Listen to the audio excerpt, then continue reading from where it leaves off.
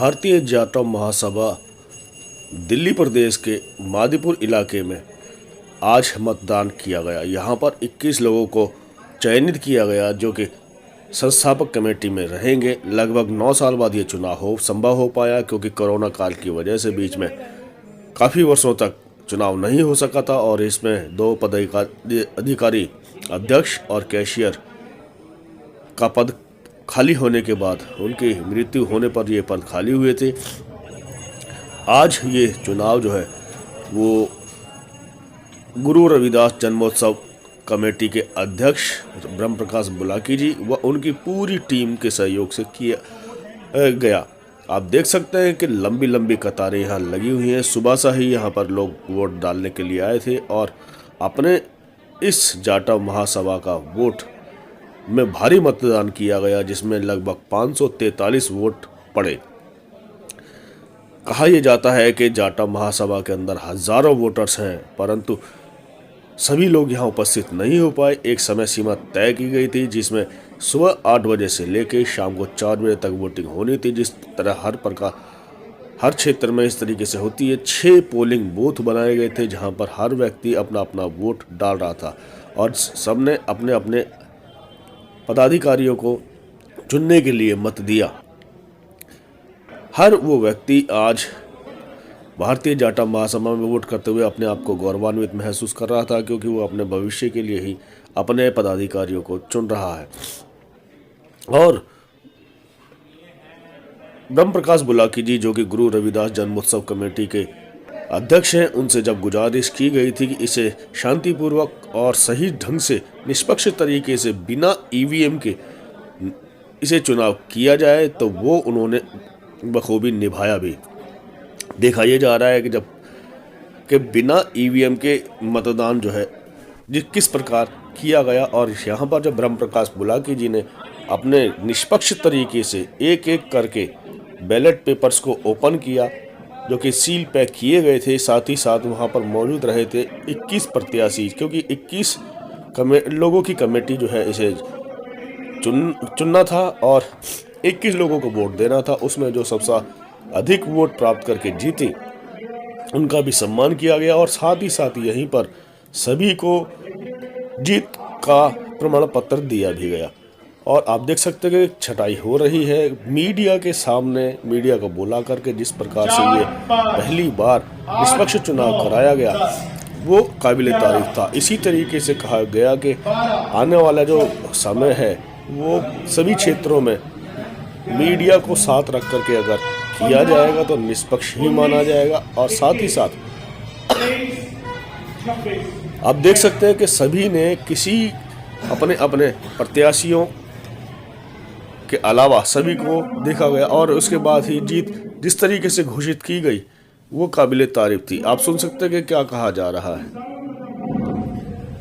सबसे पहले स्थान पर सबसे अधिकतम मत या वोट प्राप्त करके जिन्होंने पहला स्थान हासिल किया है उनका नाम है श्री गोविंद सिंह जी। श्री गोविंद सिंह जी उनको 500 वोटों में से 401 vote 400 ballot number 26 151 vote. 5 number पे श्री प्रेमराज बिल्लू जी 151 वोट। 6ठे नंबर पे श्री मुकेश कुमार सहरावत जी 148 वोट।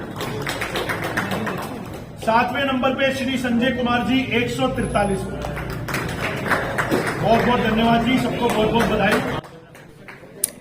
जीत के साथ ही लोगों को जीत का प्रमाण पत्र भी दे दिया गया। और भारतीय जाटव महासभा क्योंकि दिल्ली की बहुत बड़ी महासभा है जिसमें मादीपुर क्षेत्र का ये चुनाव किया गया। अब धीरे धीरे इसी प्रकार सभी क्षेत्रों का चुनाव किया जाएगा और सभी को एकजुट करने की जो मुहिम है, जो कोशिश है वो आगे लगातार चलती रहेगी।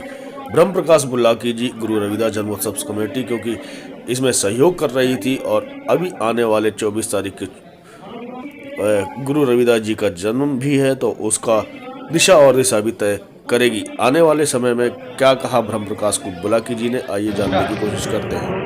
सबसे पहले एक बार गुरुजी का जयकारे के साथ जो बोले सो निर्भय, गुरु रविदास शक्ति, गुरु रविदास शक्ति, गुरु रविदास शक्ति। जय गुरुदेव, धन गुरुदेव। साथियों, आज हम दिल्ली में गुरु घर मादीपुर में हैं और इस वर्ष जो परम पूज्य संत शिरोमणि श्री गुरु रविदास जी की 647वीं पावन जयंती मनाई जा रही है, वह 24 फरवरी को मनाई जा रही है। परंतु गुरु महाराज जी का जो मूल असली जन्म दिवस है, जैसे कहते थे 1433 पदरास दुखियों के कल्याण हित प्रकट हुए गुरु रविदास, यानी 13 फरवरी 1433 को गुरु रविदास जी का मूल जन्मदिन है।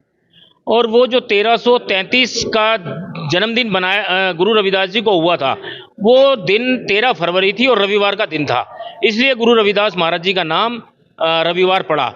राजधानी दिल्ली में गुरु रविदास जन्म उत्सव कमेटी के द्वारा सन 1949 से दिल्ली में धूमधाम से गुरु रविदास जयंती मनाई जाती है, लेकिन यह गुरु रविदास जयंती माघ पूर्णिमा के दिन मनाई जाती है, जैसा कि 1433 की दिन माघ पूर्णिमा थी और 13 फरवरी थी। तो इस तरह से हर वर्ष तारीख गुरु रविदास महाराज जी की बदल जाती है और उस तारीख के बदलने के कारण तरह तरह की कठिनाइयाँ प्रत्येक वर्ष आती हैं। सरकार कोई निश्चित डेट नहीं निश्चित कर पाती, समाज में कोई डेट नहीं निश्चित हो पाती। जैसे दिल्ली के अंदर हमारे झूलेलाल जी हैं, संत झूलेलाल जी सिंधी समाज के, उनकी जयंती भी अलग अलग डेटों पर आएगा करती थी, लेकिन सिंधी समाज के लिए मैं धन्यवाद देता हूं, उन्होंने भाई झूलेलाल जी की जयंती 25 अगस्त को फिक्स की है पिछले 15-20 सालों से, और वो झूलेलाल जी की जयंती 25 अगस्त को ही मनाई जा रही है। इसी प्रकार जैसे हमारा संत शिरोमणि गुरु रविदास महाराज जी का जन्म दिन 13 फरवरी 1333 को दिन माघ पूर्णिमा के दिन हुआ था, तो हम सबको इस बात पर विचार करना चाहिए, क्यों ना गुरु रविदास महाराज जी की जयंती भी 1 तारीख को फिक्स की जाए, जो उनका असली जन्मदिन 13 फरवरी को पड़ता है। तो इस अभियान में जैसे खुशी टीवी के डॉक्टर खुशीराम सुमन जी और ब्रिटिश रविदासिया काउंसिल बड़े ज़ोर शोर से इसमें लगी हुई हैं। हम भाई खुशीराम सुमन जी का, इटली टीवी वालों का बहुत हृदय से आभार व्यक्त करते हैं और BRC का भी बहुत बहुत हृदय की गहराइयों से धन्यवाद करते हैं कि उन्होंने इस मुहिम को आगे बढ़ाया है। और इस मुहिम को बढ़ाने के लिए श्री गुरु रविदास जन्म उत्सव कमेटी दिल्ली का पुरजोर समर्थन रहेगा। हम चाहेंगे कि गुरु रविदास महाराज जी की एक डेट फिक्स की जाए, ताकि हमेशा हमें ये पता हो कि गुरु रविदास जी की जयंती 13 फरवरी को मनाई जा रही है। धन्यवाद।